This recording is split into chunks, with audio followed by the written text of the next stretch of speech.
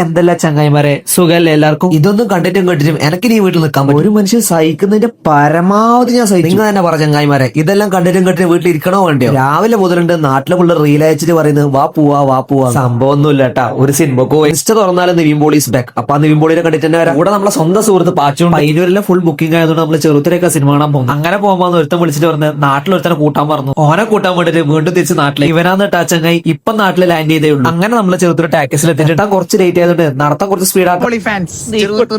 ചെറുത്തൊരു ഘടകം.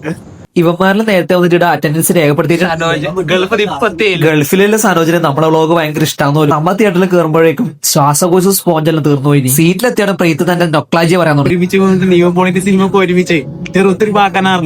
കാണാൻ മുതുക്കന്മാരെ പോലെ ഉണ്ടെങ്കിലും ഇവർക്കെല്ലാം വ്ളോഗിൽ മുഖം കാണിക്കാൻ ഭയങ്കര മടിയെന്ന്. ചില പ്രത്യേക സാഹചര്യങ്ങൾ മാത്രമേ ഈ ടാക്കീസ് ഫുൾ ആവരുള്ളൂ. ഇന്റർവെൽ ആയപ്പോ നല്ല വിശപ്പ് പോയി നമ്മളെ ഖജനാവ് നടക്കാല. ആ ഖജനാവ് നടക്കാൻ വേണ്ടി ഒരു കപ്പ ചിപ്സ് വാങ്ങി സിനിമ കണ്ടു കഴിഞ്ഞപ്പോ മക്കളെ ഒടുക്കത്തെ ഫീല്. പടത്തിന്റെ റിവ്യൂ പടത്തിന്റെ റിവ്യൂ കുഞ്ചാക്കോവർ ഇട്ടം വന്ന പോലെ നീമ്പോൾ ഇട്ടം ബാക്ക് കിടലം പടല്ലേ അത്ര പറയല്ലേ അടിപൊളി പടല്ലേ പിന്നല്ലാണ്ട്. ഓക്കെ ഇനി തിരിച്ച് വീട്ടിലേക്ക്.